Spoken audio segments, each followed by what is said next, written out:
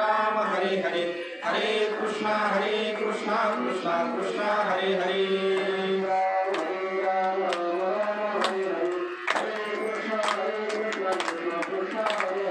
हरे राम राम राम हरे हरे हरे कृष्णा कृष्णा कृष्णा हरे हरे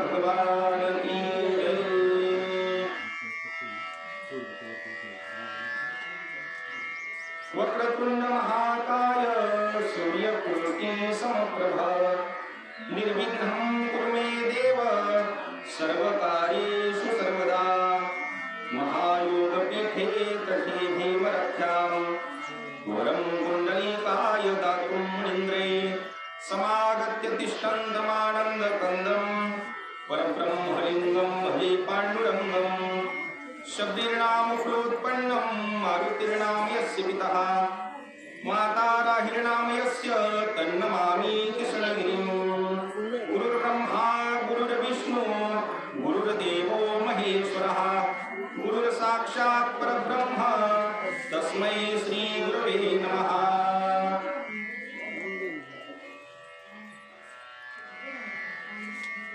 पांडुरंग परमात्म्याच्या या ठिकाणी कृपा आशीर्वादाने श्री समर्थ सद्गुरू किशनगिरी बाबांच्या आशीर्वादाने दर एकादशीला आपण भगवंताच्या चरणी जी सेवा आपण समर्पित करतो, एखाद्या संतांचं आपण चरित्र ऐकतो, एखाद्या भगवंताचा आपण गुणानुवाद या ठिकाणी गायन करत असतो, तसंच आजच्या या मोहिनी एकादशीच्या पावन पर्वावर आपण देवाचा असणारा जो जन्म आहे, भगवान नरसिंह परमात्म्याचा जो जन्म होणार आहे, अवघ्या 2-3 दिवसानंतरच जन्माचा पर्वकाल या ठिकाणी होणार आहे, तर भगवंताच्या नरसिंह भगवंताच्या असणाऱ्या जन्माचं चरित्राची असणारी कथा आज आपण या ठिकाणी श्रवण करणार आहोत, गायन करणार आहोत।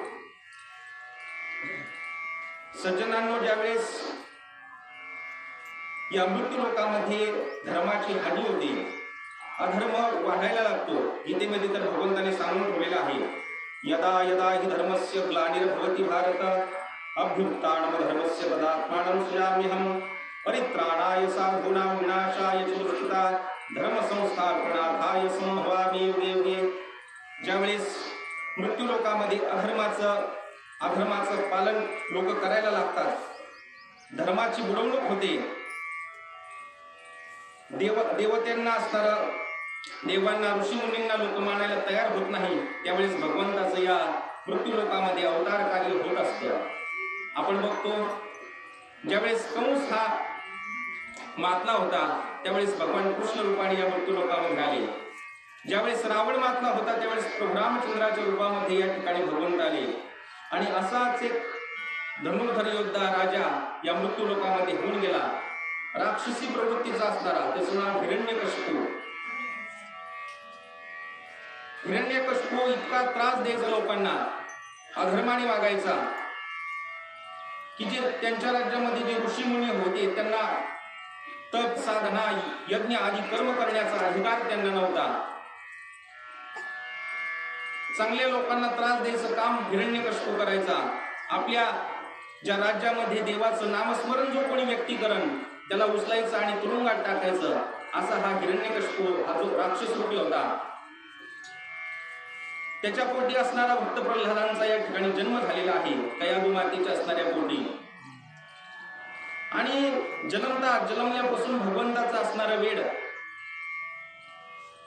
नारायण नारायण अखंड नामस्मरणाचा असणारा चिंतन निरध्यास भक्त प्रल्हादाला या ठिकाणी लागलेला होता।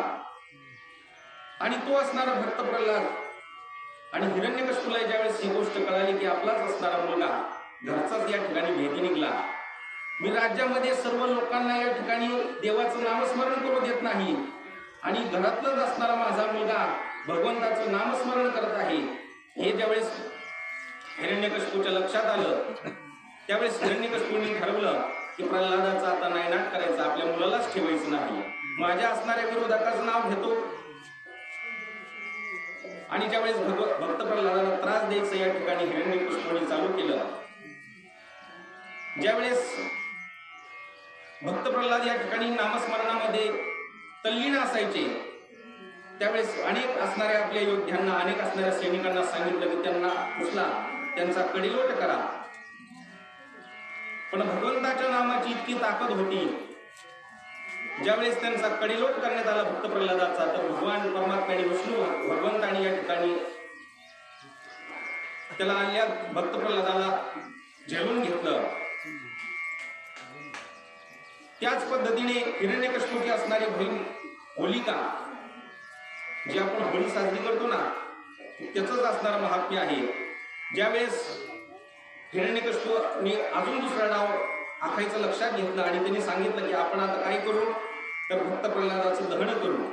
आपल्या बहिणीला सांगितलं, तिच्या बहिणीला वरदान होतं, हिरण्यकशिपूच्या बहिणीला होलिकेला वरदान होतं की तुला अग्नी हे काहीच करणार नाही. आपल्या मांडीवर होलिकेने या ठिकाणी प्रल्हादाला घेतलं आणि अग्नीमध्ये जाऊन बसली. त्यावेळेस अग्नीच त्या ठिकाणी जळून खाक झाली. त्याच्यामुळे आपण होलिका दहन दरवर्षी करत असतो. उकळत्या तेलामध्ये या ठिकाणी भक्त प्रल्हादाला या ठिकाणी बसवण्यात आलं. अनेक नानारूपी त्रास द्यायचं या ठिकाणी चालू केलं, पण कोणत्याही त्रास भक्त प्रल्हादाला या ठिकाणी होऊ दिला नाही. इतकी असणारी नामस्मरणाची ताकद. या नामस्मरणाने काय काय होतं, तर अनेक जण तरुण गेलेले आपण बघितलेले आहे, ऐकतो आहे. कोण कोण तरलं या नामस्मरणाने, तर वाल्या ऋषी, जो वाल्मिकी ऋषी होता, पूर्वजन्मीमध्ये वाल्या होता, वाल्या कोळी होता.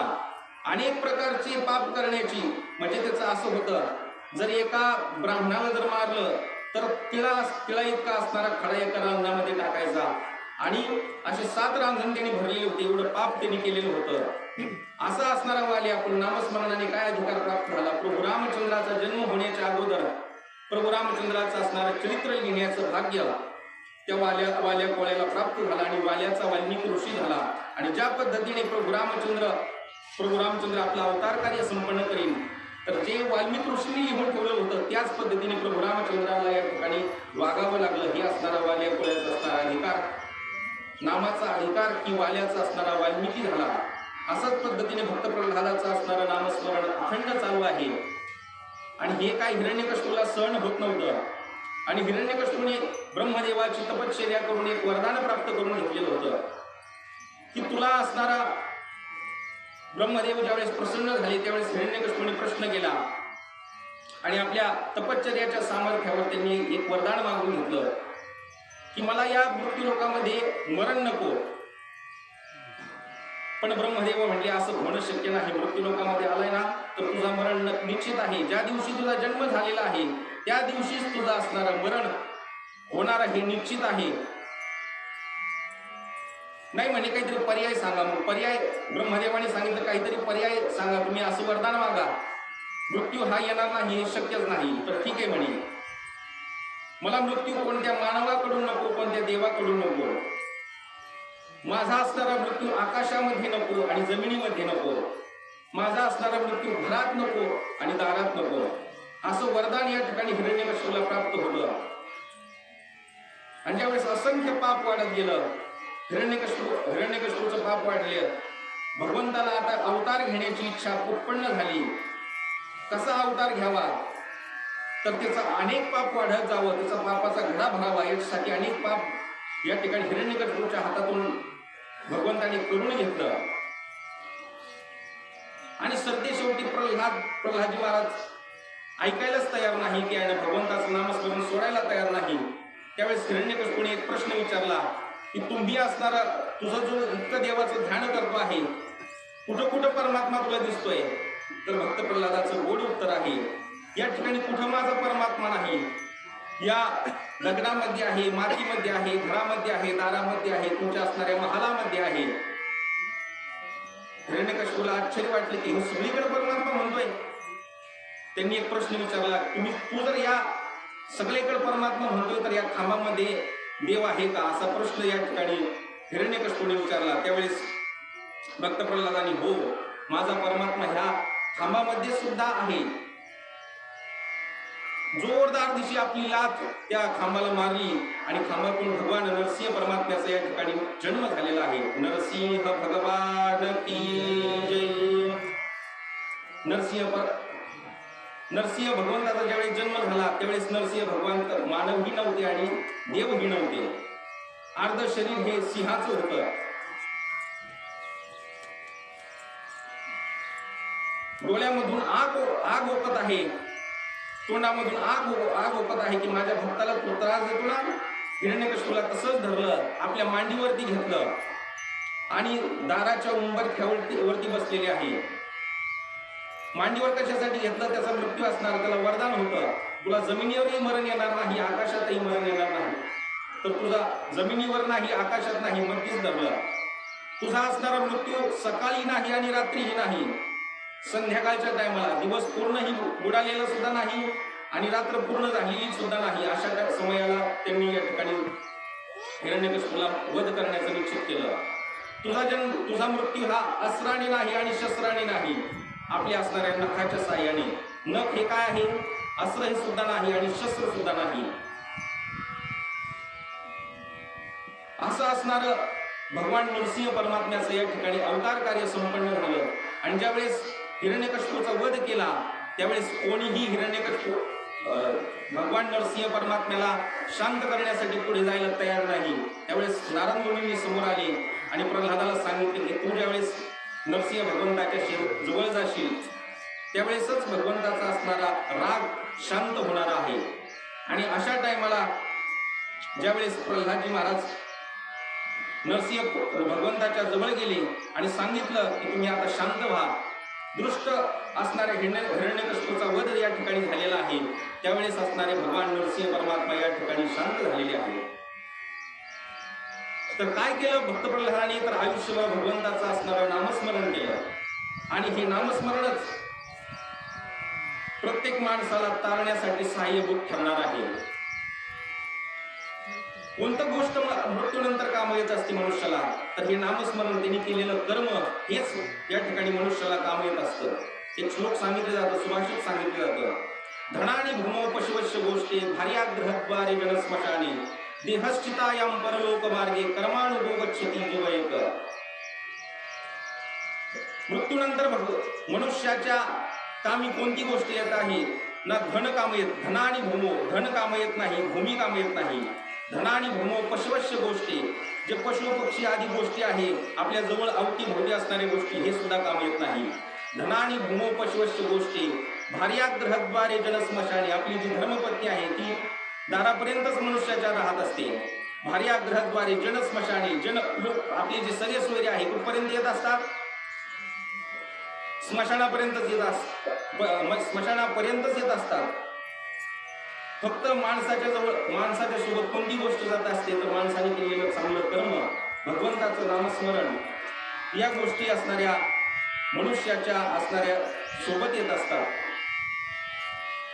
आणि हे असणारं काम आपल्याला संत चरित्र सांगतं, हे असणारं काम आपल्याला देवतांचं असणारं चरित्र सांगत असतं.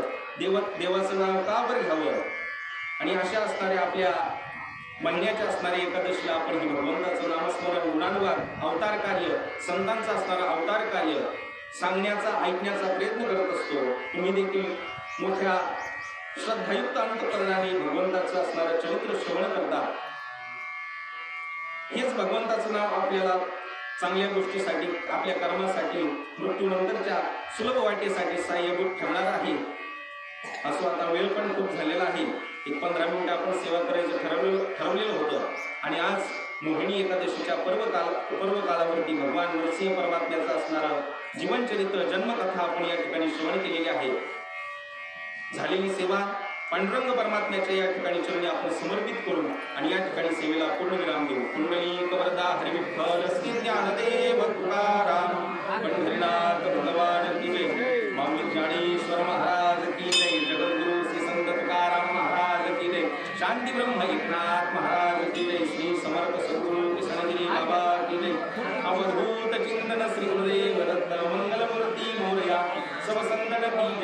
माता